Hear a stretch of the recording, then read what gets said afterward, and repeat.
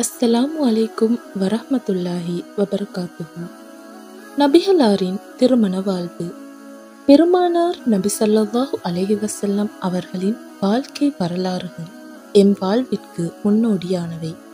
அவ்வகையில் நபி ஸல்லல்லாஹு அலைஹி வஸல்லம் அவர்களது திருமண வாழ்வும் முஸ்லிம் உம்மத்தினருக்கு சிறந்ததொரு முன்மாதிரியாகும். ரசூலுல்லாஹி ஸல்லல்லாஹு அலைஹி வஸல்லம் அவர்களது திருமண வாழ்வு அன்னாரது 25வது வயதில் ஆரம்பமாகிறது. நபி ஸல்லல்லாஹு அலைஹி வஸல்லம் அவர்கள் தனது 25வது வயதில் அன்னை கதீஜா ரலியல்லாஹு அன்ஹா அவர்களை திருமணம் செய்தார்கள். அப்போது அன்னை கதீஜா ரலியல்லாஹு அன்ஹா அவர்களுக்கு வயது 40 ஆகும். இவர் ஏற்கனவே திருமணமாகி விதவையானவர் ஆவார். மக்காவின் உயர்குலத்து பெண்ணும் பெரும் வணிக செல்வந்தருமாக இருந்த இவரை பல குறைஷி தலைவர்கள் திருமணம் செய்ய முன்வந்த போதும் அன்னை கதீஜா ரலியல்லாஹு அன்ஹா அவர்கள் நபிகளாரை விரும்பி திருமணம் செய்து கொண்டார்கள். நபி அவர்கள் இத்திருமணத்தின் போது 20 மாடுகளை மஹராக கொடுத்தார்கள். நபி ஸல்லல்லாஹு அலைஹி வஸல்லம் அவர்களது முதல் மனைவி இவரே. இவர் மரணித்த பின்பே வேறு பெண்களை மணமுடித்தார்கள். நபிகளாரின் பிள்ளைகளில் இப்ராஹீமை தவிர அனைவரும் அன்னை கதீஜாவுக்கு பிறந்தவர்களே. காசிம், ஜெய்னப், பாத்திமா, ருக்கையா, உம்மு குல்தூம், அப்துல்லா ஆகியோர் அவ்விருவரினதும் அழகிய மணமொத்த இல்லற வாழ்வுக்கு சான்றானவர்கள் எனலாம். நபித்துவத்தின் 10வது ஆண்டில் நபிகளாருக்கு சகல வழிகளிலும் துணையாயிருந்த அன்னை கதீஜா ரலியல்லாஹு அன்ஹா அவர்கள் வஃபாத்தானார்கள். இவ்வாண்டு ஆமுல் ஹுஸ்ன் துக்க ஆண்டு என பெயர் பெறுகிறது. கதீஜா ரலியல்லாஹு அன்ஹா அவர்கள் இறந்து ஒரு மாதத்திற்கு பின் நபித்துவத்தின் 10ஆம் ஆண்டு ஷவ்வால் மாதத்தில் அன்னை சௌதா பின்த் ஜம்ஆ ரலியல்லாஹு அன்ஹா அவர்களை திருமணம் செய்தார்கள். சௌதா ரலியல்லாஹு அன்ஹா அவர்களை மணமுடித்து ஓராண்டுக்கு பின் நுபுவத் 11இல் அன்னை ஆயிஷாவை அவர்களது 6வது வயதில் திருமணம் செய்தார்கள். ஹிஜ்ரத்துக்கு பின் ஆயிஷா ரலியல்லாஹு அன்ஹா அவர்களது 9வது வயதில் நபிகளார் அவருடன் வாழ்க்கையை தொடங்கினார்கள். நபிகளார் மணமுடித்த பெண்களில் அன்னை ஆயிஷா ரலியல்லாஹு அன்ஹா அவர்கள் மட்டுமே கன்னிப்பெண் ஆவார். இத்திருமணம் தொடர்பில் அன்று தொட்டு இன்று வரை பல்வேறு விமர்சனங்கள் காணப்படினும் அல்லாஹ்வும் அவனது தூதரும் குறித்த ஒரு காரணமின்றி எந்த ஒரு காரியத்தையும் செய்ய மாட்டார்கள் என்பதை நாம் நினைவில் கொள்வது சிறந்ததாகும். நபிகளாரின் மனைவிமார் யாவரிலும் அன்னை ஆயிஷா மீது நபிகளார் அதிக நேசம் கொண்டிருந்தார்கள். ஹிஜ்ரி 3ஆம் ஆண்டு ஷஅபான் மாதத்தில் உமர் ரலியல்லாஹு அன்ஹு அவர்களது மகளார் அன்னை ஹப்ஸா ரலியல்லாஹு அன்ஹா அவர்களை நபிகளார் மணந்தார்கள். ஹிஜ்ரி 4ஆம் ஆண்டில் ஜெய்னப் பின்த் குசைமாவை திருமணம் செய்தார்கள். இவர்கள் ஏழைகள் மீது அதிக கருணை கொண்டவராக இருந்ததால் உம்முல் மசாக்கீன் ஏழைகளின் தாய் என சிறப்பிக்கப்பட்டார். நபி அவர்கள் உயிரோடு இருக்கும் போதே அன்னை ஜெய்னப் பின்த் குசைமா மரணமாகிவிட்டார்கள்.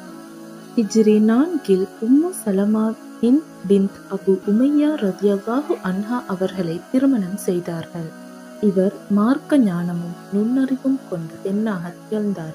ஹிஜ்ரி 5இல் தனது வளர்ப்பு மகனான ஜெயித் இப்னு ஹாரிதா தனது மனைவியான ஜெய்னப் பின்த் ஜஹஷ் ரலியல்லாஹு அன்ஹா அவர்களை தலாக் செய்ததன் பின்னர் நபிகளார் அன்னை ஜெய்னப் பின்த் ஜஹஷ் ரலியல்லாஹு அன்ஹா அவர்களை மனம் புரிந்தது குறித்து அல் குர்ஆன் ஜெயித் மனம் மாறி தன் மனைவியை தலாக் கூறிவிட்ட பின்னர் அப்பெண்ணை உமக்கு திருமணம் செய்து வைத்தோம் என குறிப்பிடுகிறது. குரேஷியர் மத்தியில் வளர்ப்பு மகனது மனைவியை திருமணம் செய்வது தடுக்கப்பட்டது என்ற கருத்து நிலவியது. இதனை மாற்றவே நபிகளார் இத்திருமணத்தை புரிந்தார்கள் என கூறப்படுகிறது. அதனைத் தொடர்ந்து ஹிஜ்ரி 6இல் ஹுஸாஆ கோத்திர தலைவரின் மகளான ஹுஸாஆ பின்த் ஹாரிஸ் ரலியல்லாஹு அன்ஹா அவர்களை திருமணம் செய்து கொண்டார்கள். இவர் பனு முஸ்தலக் மீது படையெடுத்த போது கைதியாக்கப்பட்டு சாபித் இப்னு கைஸ் இப்னு சம்மாஸ் ரலியல்லாஹு அன்ஹா அவர்களுக்கு கனிமத்தாக கிடைக்க பெற்றவராவார். அவர் ஜுவையா பின்த் ஹாரிஸை உரிமையிட்ட போது நபிகளார் குறித்த தொகையை செலுத்தி அன்னை அவர்களை திருமணம் செய்து கொண்டார்கள். இத்திருமணத்தின் மூலம் நபிகளாரின் மனைவியின் உறவினர்களை எவ்வாறு அடிமையாக வைத்திருப்பது என்றெண்ணி முஸ்லிம்கள் தங்களிடம் அடிமையாக இருந்த 100 பனு முஸ்தலக் குடும்பத்தாரை விடுதலை செய்தனர். ஹிஜ்ரி 7 அபு சுஃபியானின் மகளான உம்மு ஹபீபாவை மணந்து கொண்டார்கள். இதன் மூலம் அபு சுஃபியானின் இஸ்லாம் மீதான எதிர்ச்செயற்பாடுகள் சற்றே மட்டுப்பட்டது. அதே போன்று அதே ஆண்டில் பனு நலீர் கோத்திர தலைவரின் மகளான சஃபியா பின்த் ஹை ரலியல்லாஹு அன்ஹா அவர்களையும் நபி அவர்கள் மணந்து கொண்டார்கள். அதே ஆண்டில் அன்னை மைமூனா ரலியல்லாஹு அன்ஹா அவர்களையும் நபிகளார் திருமணம் செய்தார்கள். ஆக மேற்கூறிய 11 பெண்களை நபி ஸல்லல்லாஹு அலைஹி வஸல்லம் அவர்கள் மணமுடித்து வாழ்க்கை நடத்தினார்கள். இவர்களை தவிர கிலாப் குடும்பத்தைச் சேர்ந்த ஒரு பெண்ணையும் நபி ஸல்லல்லாஹு அலைஹி வஸல்லம் அவர்கள் மணமுடித்த போதும் அவர்களுடன் வாழ்க்கை நடத்தவில்லை. இது தொடர்பான பல மாறுபட்ட கருத்துக்கள் காணப்படுகின்றன.